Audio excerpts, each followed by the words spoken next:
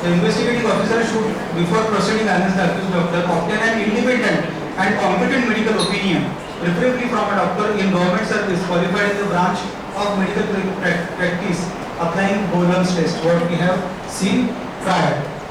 Now this is the question. आपल्याबरोबर जेव्हा केव्हा किंवा कुठल्या आयुर्वेदिक डॉक्टर किंवा कुठल्याही इंटिग्रेटेड प्रॅक्टिस करणाऱ्या डॉक्टरच्या बाबतीमध्ये किंवा 304 लॉज होतो तेव्हा दुर्दैवाने आपल्यापैकी कुणीही त्या कमिटीवर नसतो. त्याच्यामुळे 99% केसेसमध्ये the result goes against us. We have written to the government that many times that there must be somebody, at least an NCR member of that particular area, when we are going to decide about the ISM doctor or an integrated doctor, then there must be somebody from our fraternity to decide that whether there is a negligence or not. Due to prejudice mind, allopathic doctors usually give against our favor. Decisions are against our favor. So section 304A laws are more likely against us when 403 or 304 is lodged. 304 is lodged many times against us than allopathic doctors because there is nobody to save us in that community. This is unfortunate thing. Anyway, this is another great case, Martinez D'Souza versus Mohammad Ishfaq. The facts of the case in nutshell are: there was a person called Mohammad Ishfaq who had a renal problem. He went to the hospital and he was given amikacin as per the sensitivity report. And amikacin was administered. He was unable to hear from 1 year, and he sued the doctor for 7 lakh rupees that he was unable to hear from 1 year. 72 years man is not able to hear from 1 year, and he is calculating the value of his 1 year at age of 72 as 7 lakh that God knows. But unfortunately, the district and state commission awarded the amount, and the case went to Supreme Court. The Supreme Court gave a very beautiful judgment. This is a frivolous complaint. The frivolous complaint against the doctor have increased by leaps and bounds in our country, particularly after the medical profession was placed within the purview of Consumer Protection Act. We therefore direct whenever a complaint is received against a doctor or hospital by the consumer forum, whether district, state or national, or by the criminal court, then before issuing a notice to the doctor or hospital against whom the complaint was made, the consumer forum or criminal court should first refer the matter to competent doctor or committee of doctors. What Jacob Matthews said, in Jacob Matthews, Supreme Court said that there must be a committee in criminal cases only. In Martin D'Souza case, Supreme Court guided that there must be a committee in civil cases also, so that there must be a credible opinion, so that they can decide that the doctor is negligent or not. We further warn the police officials not to arrest or harass doctors unless the facts clearly come within the parameters laid down in Jacob Matthews case.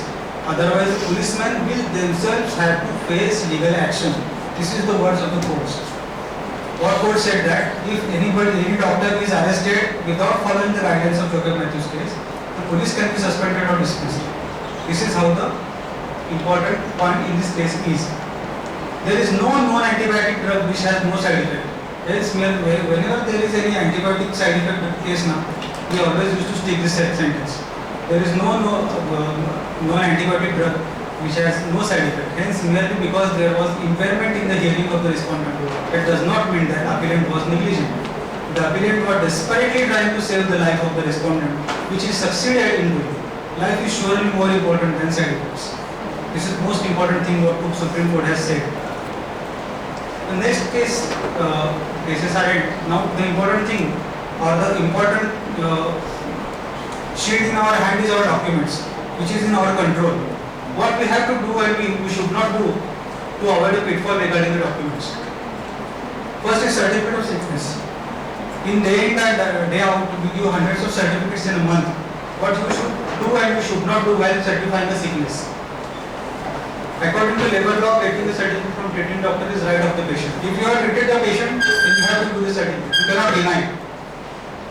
The medical certificate is legal document. Any false certificate may expose a doctor to punitive actions by medical council and also civil or criminal courts of law. These sections, section 197, 201. Just writing this certificate is not for legal purposes. This is what is fad going on. On every prescription and on every certificate there is a stamp. This does not amount to legal use.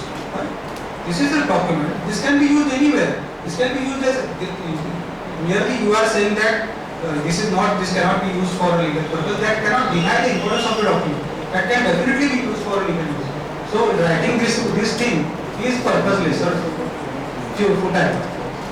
The certificate should be based on only facts seen by the doctor. आपने जो देखा वही लिखना है, यानी period भी वहाँ पे डालना है. Certificate should have a clear date. The certificate should be prospective. No retrospective certificate is to be given. Certificate should avoid abbreviations. The certificate should be addressed to the intended person, to whomsoever it may concern. ये क्या होता है? वो court में भी देगा, वो income tax में भी देगा, वो ईडी को भी लाके देगा. तो मैं यहाँ पे किसको देना है? स्कूल को देना है, कॉलेज को देना है, कौन सा ऑफिस में काम करता है, उसका डेजिग्नेशन क्या है जिसको ये सबमिट करना है, उसका डेजिग्नेशन तो एटलीस्ट लिखना चाहिए, ऑफिस का भी नाम पर्टिकुलर रहना चाहिए इसके बारे में. डॉक्टर में write statements like unfit to certain duties professional expertise. अभी जीपी है, जो जीपी आहे तो डोळ्याचा अनफिट फिट कसं देऊ शकतो? तो देऊ शकत नाही, तो ऑप्थॅल्मॉलॉजिस्ट देऊ शकत नाही. ज्याचा एक्सपर्टीज आहे त्याचं सर्टिफिकेशन करायचं. कशाचं सर्टिफिकेशन केलं आणि कोणी कोर्टात दिलं तुम्ही अडचणी देता. Certificate should preferably contain an ID mark of the patient. Why ID mark? Because it is the thing that proves that you have seen the patient. ID mark, conspicuous part of the patient. Any bone is there, any scar is there. You should write that on the certificate. Or at least take a thumb impression of the patient. You can also take a thumb impression of the patient. Aadhaar card is not an ID mark. Aadhaar card is not a. This does not prove that you have seen the patient. Finally, certificate is not accompanied by the signature and thumb impression to identify marks of the patient. This is really enjoyable thing. There can be a separate lecture on this. Medical certification of cause of death. Form 4A for hospitals and Form 4 for hospitals and 4A for home deaths. Who can issue MCCT? According to section 10(3) of Registration of Birth and Death Act, an RMP who has attended the deceased in his last illness can issue MCCT. कोणाला पण देऊ शकत नाही आपण. मी 10 महिन्यापूर्वी पाहिलं होतं, 6 महिन्यापासून लास्ट इलनेस याच्यावर पेशंटची डेथ झालेली आहे, त्याला तुम्ही शेवटच्या इलनेसमध्ये जर पाहिलं असेल तरच तुम्ही ते देऊ शकता. First. Secondly, he can issue, not he must issue, he can issue. तुम्ही त्याच्यासाठी तुमचा प्रिव्हिलेज आहे, तुम्ही नाही द्यायचं तर तुम्ही सरळ नाही म्हणून सांगू शकता, मला अननॅचरल वाटते मी नाही देत, पण तुम्ही द्यायलाच पाहिजे असा काही नियम नाही. Identification marks must be noted as I said. इथं थंब इम्प्रेशनचा उपयोग नाही, कारण patient is no more. Name and sign of the person to whom certificate issued must be noted. कुणाला दिले त्याचं नाव आणि साइन द्यायला पाहिजे जर रजिस्टर्ड टीम आहे. Underlying antecedent and immediate cause must have directed. Anything is written on that. Anything. Cardiopulmonary arrest. How can the cardiopulmonary arrest be a cause of death? It is a mode of dying. It is not a cause of death. And head injury, lung injury, kidney failure. On part A it is written that head injury. On part B it is written that kidney failure. How do you relate both of them? There is a series of action, or there is a chain of moments what happens when the death of a patient occurs. There must be, if a patient dies of, we say COVID-19 is the cause of death, then we must first what we will COVID-19 infection. Then there will be pneumonia.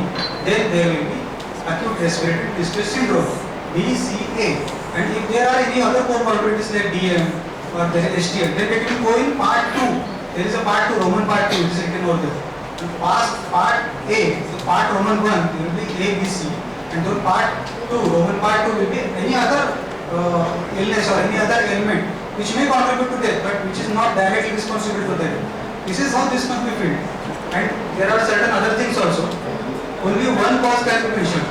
You cannot say DM, HTM, atherosclerosis at one time.